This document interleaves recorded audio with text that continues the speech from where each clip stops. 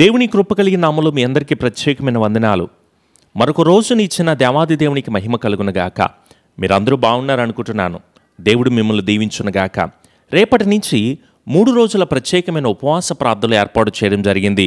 మీరు మీ కుటుంబ సభ్యులందరూ కూడా ఉపవాసం ఉండి అసాధ్యమైన కార్యాలు మన బ్రతుకులో జరగాలి, అద్భుతాలు మనం చూడాలి, మేలుల చేత నడిపించబడాలి, కృప వెంబడి కృపను మనం పొందుకోవాలి అంటే దేవుని సన్నిధిలో ఉపవాస ప్రార్థన చేద్దాం. ప్రభు మనకు మన కుటుంబాలకు విడుదల, స్వస్థత, ఆశీర్వాదం, సమాధానాన్ని అనుగ్రహించబడునుగాక. లేఖన భాగాలు తెరిచి యెషయా గ్రంథము 58వ అధ్యాయము 9వ వచనము. అప్పుడు నీవు పిలువగా యెహోవా ఉత్తరమిచ్చును, నీవు మొర్రపెట్టగా ఆయన నేనున్నానను. Praise lord. మనము దేవునిని పిలిస్తే ఆయన తప్పకుండా మనకు ఉత్తరమిస్తారంట. యేసయ్య మత్తయి సువార్త 7వ అధ్యాయం 7వ వచనంలో చెప్తున్నట్లుగా అడుగుడి మీకు ఇయ్యబడును. కానీ మనం అడగం. మనం బాధలు పడతాం, కష్టాలను అనుభవిస్తాం, శ్రమలను అనుభవిస్తాం. అనేక శోధనలో ఉన్నాను పాస్టర్ గారు, చాలా స్ట్రగుల్ని నేను ఫేస్ చేస్తున్నాను అని చెప్తాము, కానీ దేవునిని అడగం. దేవుణ్ణి అడగడానికి మనకు ఉపయోగపడే సాధనం ప్రార్థన. అదే ప్రార్థన చెయ్యం.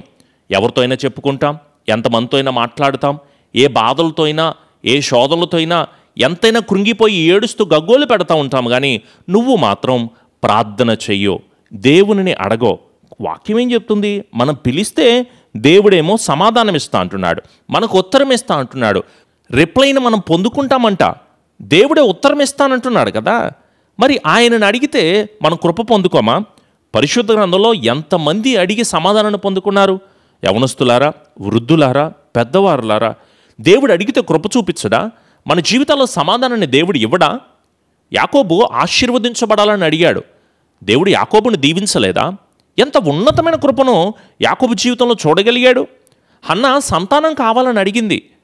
దేవుడు తన గర్భాన్ని నింపాడు. అందమైన బిడ్డను హన్నాకి దేవుడు అనుగ్రహించలేదా? ఈరోజు వాక్యం వింటున్న మీలో మీ కుటుంబాలు దీవించబడవా? నీ బిడ్డలకు జాబు రాదా? నీ కుటుంబ పరిస్థితి నుంచి విడుదల పొందుకోవా? అదే అనారోగ్యాలతో ఉంటావా? అదే స్వస్థత లేకుండా ఉంటావా? విడుదల లేకుండా, సమాధానం లేకుండా, కృప లేకుండా నీ బ్రతుకుని అంతలా పాడు చేసుకుంటావా? సాతాను వచ్చి నీ దగ్గర నీ కుటుంబం మార్పు చెందదు, నీ బిడ్డలకు సీట్ రాదు, జాబ్ రాదు, వివాహాలు కావు, ఇదే గొడవలతో ఉంటావు, నీ తాగుడు జీవితం నుంచి విడుదలను పొందుకోలేవు, నీ కుటుంబం అంతా ఇలాగే బాధ్యత లేకుండా నాశనం అయిపోతూ ఉంటుంది. ఇదే అనారోగ్య పరిస్థితులతో నువ్వు కృంగిపోతావని మాట్లాడుతూ ఉంటుంటే దేవుని దగ్గర మొరపెట్టి సమాధానం పొందుకోవాల్సిన అవసరం మనకి లేదా? మీరు అడగండి. సొలొమోను జ్ఞానం గురించి అడిగాడు. మీ కుటుంబాన్ని మీరు నడిపించుకోవడానికి జ్ఞానం లేదు. వివాహమైన బిడ్డలారా, మీ కుటుంబాన్ని ఎలా పోషించుకోవాలో మీకు తెలియట్లేదు. చదువుకున్న బిడ్డలారా, జాబ్ ఎలా సంపాదించాలో మీకు అర్థం కావట్లేదు. కుటుంబ సమస్యల నుంచి ఎలా బయటపడాలో మీకు అర్థం కావట్లేదు. మీకున్న బాధల నుంచి, సమస్యల నుంచి, నీ భర్తతో, నీ భార్యతో, నీ బిడ్డలతో, నీకున్న పరిస్థితులతో ఎలా హ్యాండిల్ చేయాలో కూడా తెలియక సతమతమైపోతున్నావు కదా. అందుకే దేవుని దగ్గర మోకరించి, ప్రభువా, ఈ కుటుంబాన్ని నడిపించుకోవడానికి, పరిస్థితులు ఎదుర్కోవడానికి నాకు జ్ఞానం ఇవ్వు అని అడుగు. దేవుడు తప్పకుండా మీ అందరికీ, ఏ ఒక్కరికి తక్కువ కాకుండా దేవుడు మంచి జ్ఞానం మీ అందరికి అనుగ్రహించబడునుగాక. ఎస్తేరు అడిగిందండి, నేను రాణి కావాలనుకుంటున్నాను, నేను ఒక ఉన్నతమైన పొజిషన్ని నేను పొందుకోవాలనుకుంటున్నా, నాకు కీర్తినివ్వవా, నాకు శాంతినివ్వవా, నాకు ఉన్నతమైన పేరునివ్వవా, నాకు ప్రతిష్టనివ్వవా అని దేవుని దగ్గర ప్రాధేయపడి అడిగింది.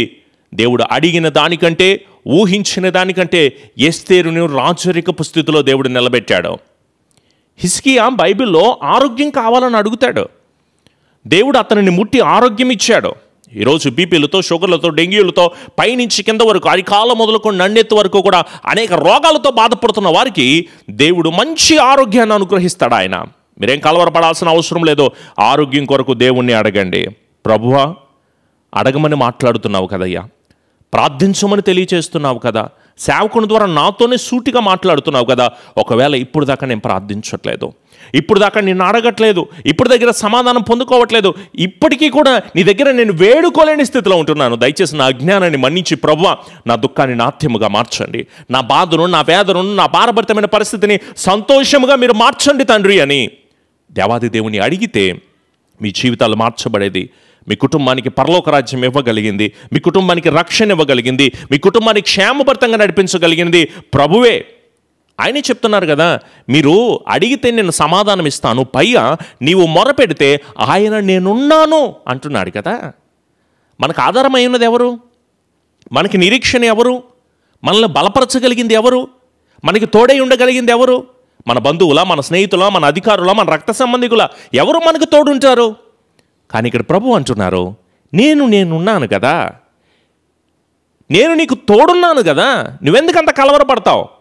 అబ్రహాము విశ్వాసంలో ముందుకు వెళ్తున్నప్పుడు అనేక శోధనలు ఎదురున్నప్పుడు దేవుడు అబ్రహాముకు తోడుగా ఉన్నారు. దానియేలు అనేక శోధనలు పడినప్పుడు దేవా నాకు విడుదల కలుగు చేయమని మోకరించి ప్రార్థన చేసినప్పుడు దానియేలు పక్షాన దేవుడు ముందుకు సాగించారు. యోబు జీవితంలో కావచ్చు, యోసేపు జీవితంలో కావచ్చు, యెహోషువ జీవితంలో కావచ్చు, ఈరోజు నా జీవితాల్లో కావచ్చు, దేవా నీవు నా పక్షాన ఉండవా, నాకు తోడుగా ఉండవా?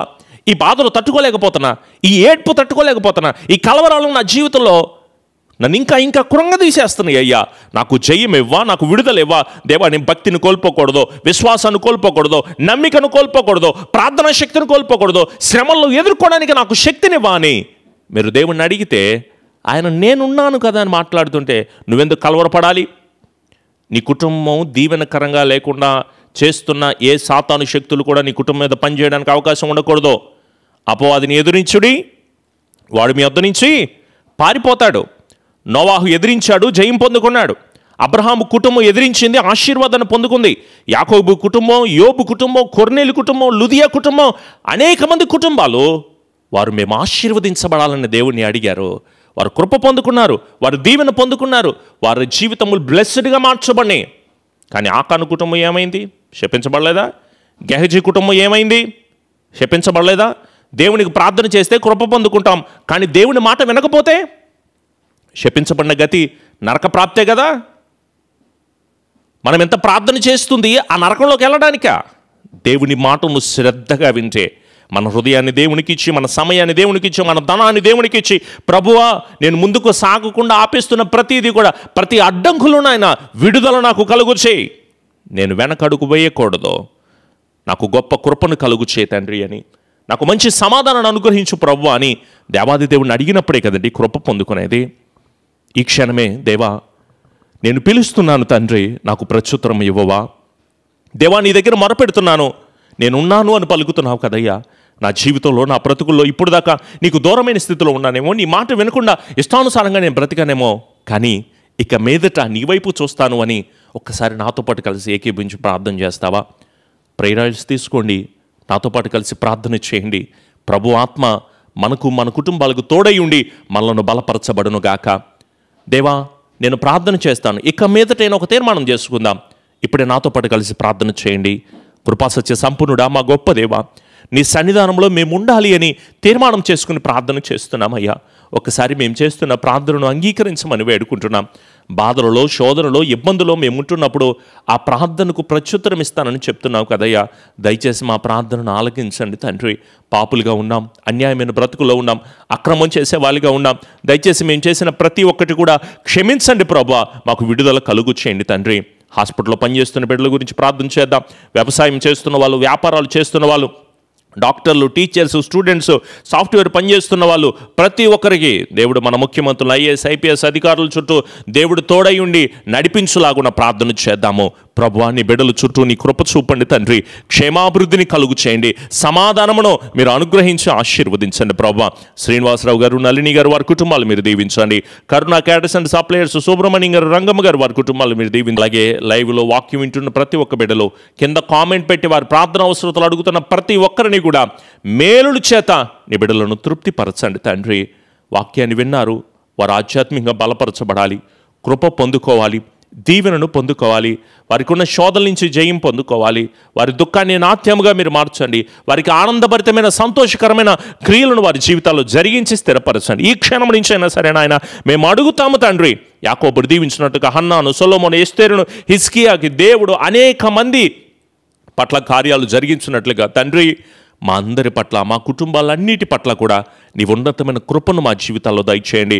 ఈరోజు మొదలుకొని మరలా రేపటి వాగ్దానం వినే వరకు కూడా నాయన మా జీవితాల్లో మేలులు కలుగు చేయండి, కృప చూపండి. ఈరోజు మేము చేస్తున్న ప్రతి ప్రయత్నాల్లో ఈ రాత్రికాల సమయంలో మంచి దర్శనాలను బిడ్డలకు మీరు అనుగ్రహించి స్థిరపరిచి, కృప చూపి, ఆదరించి, ఆశీర్వదించి మేలుతో నింపమని మా ప్రియ రక్షకుడైన యేసు నామములో అడుగుచున్నాము తండ్రి, ఆమెన్. మన తండ్రి అయిన దీవెన, కుమారుని యొక్క కృప, పరిశుద్ధాత్మని అన్యోన్య సహవాసపు సన్నిధి ఎల్లకాలము దేవుని బిడ్డలకు తోడై ఉండి నడిపించి కృప కలుగు చేయబడును గాక.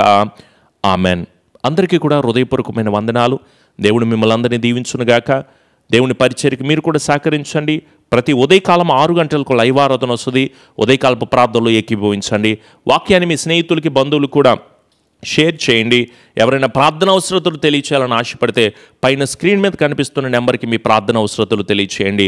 దేవుడు మిమ్మును, మీ కుటుంబాలను సర్వదా ఆశీర్వదించి కృప కలుగు చేయబడును గాక. Amen. Praise Lord. God bless you all.